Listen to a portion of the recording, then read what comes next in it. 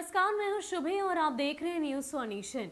बिहार के बाद देश भर के 4 राज्य और एक केंद्र शासित प्रदेश में चुनाव हुए। खास करके बंगाल के चुनावी परिणाम पर देश भर की निगाहें टिकी हुई थी। खास करके अगर बिहार के राजनीतिक दलों की बात करें तो उनकी तरफ से कमर कसकर तैयारियां बंगाल चुनाव को लेकर की गई थी और शायद यही वजह है कि जब से चुनाव का ऐलान किया गया था, चुनाव की तारीखों की घोषणा की गई थी, तभी से इस बात की चर्चा बिहार के सियासी गलियारों में हो रही थी कि आखिर बंगाल चुनाव का जो कुछ भी परिणाम होगा उसका असर बिहार की सियासत पर जरूर देखने को मिलेगा। और अब परिणाम आ चुके हैं, ऐसे में कहीं ना कहीं अब पूरी तरीके से इसका असर बिहार की सियासी जमीन पर देखने को मिलेगा। हालांकि तुरंत से इसका असर तो नहीं, लेकिन टुकड़ों टुकड़ों में इसका जवाब जरूर मिलेगा। अलग अलग राजनीतिक दलों की तरफ से अलग अलग तरह की पहल की जाएगी। खास करके अगर गठबंधन दलों की बात की जाए, सत्तारूढ़ दल एनडीए की बात करें, तो जिस तरीके से लगातार इस बात की चर्चा की गई कि भाजपा के दबाव में हमेशा ही एनडीए गठबंधन रहा है, क्योंकि इस बार का जो चुनावी परिणाम बिहार का रहा उसमें भाजपा एक बड़ी पार्टी बनकर सामने आए।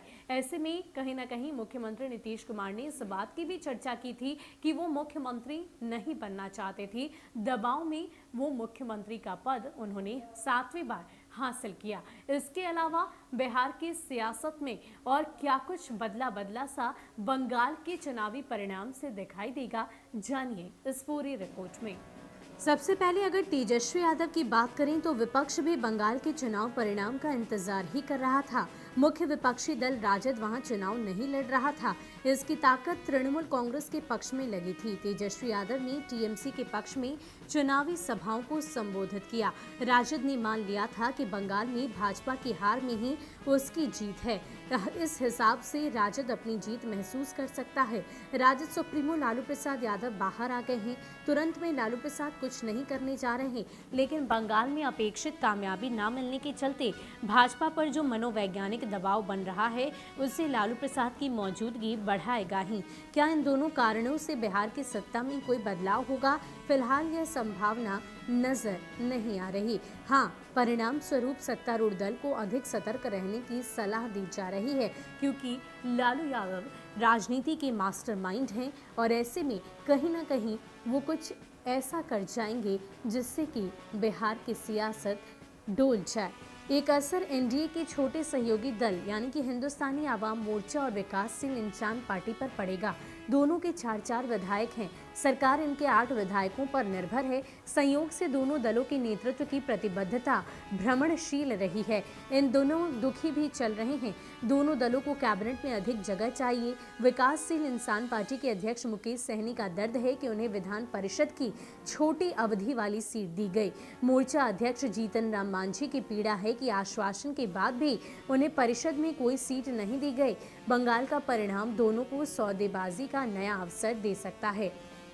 वहीं अगर चिराग पासवान की पार्टी लोजपा की बात करें तो अब यह साफ हो गया है कि बिहार विधानसभा चुनाव में लोजपा के अकेले लड़ने की रणनीति प्रायोजित थी, वो घाटे में रही। चुनाव परिणाम के बाद उसके साथ सब बुरा ही हुआ। केंद्रीय मंत्रिमंडल से कोटा खत्म हो गया। विधान परिषद में जगह नहीं मिली। इकलौते विधायक भी टूटकर जदयू से जुड़ गए। पार्टी के राष्ट्रीय अध्यक्ष चिराग पासवान खामोश चल रहे हैं। बंगाल उन्हें भी मुंह खोलने का अवसर दे सकता है। यानी कि इन तमाम बातों से यह स्पष्ट होता है कि कहीं ना कहीं बंगाल चुनाव के परिणाम का सीधा असर बिहार की सियासी जमीन पर देखने को मिलेगा। एक तरफ जहां विपक्ष और भी ज्यादा मजबूत होता दिखाई देगा, तो वहीं दूसरी ओर अगर हम दूसरी पार्टियों की बात करें, खास करके सहायक पार्टियों की बात करें, तो उनकी तरफ से भी अगर नाराजगी है तो उसे दूर करना बेहद जरूरी है। वो इसलिए क्योंकि कहीं ना कहीं उनका मन डोल सकता है। वहीं अगर चिराग पासवान की बात करें तो चिराग पासवान इन दिनों लगातार खामोश चल रहे हैं, लेकिन इन सब के बीच बंगाल का चुनावी परिणाम उन्हें मुंह खोलने का अवसर दे सकता है। यानी कि ये तमाम बदलाव टुकड़ों टुकड़ों में बिहार की सियासी जमीन पर आने वाले दिनों में दिखने वाले हैं। फिलहाल के लिए इतना ही। ऐसे ही अपडेट्स के लिए आप हमारे साथ बने रहिए और देखते रहिए न्यूज़ वन नेशन। नमस्कार।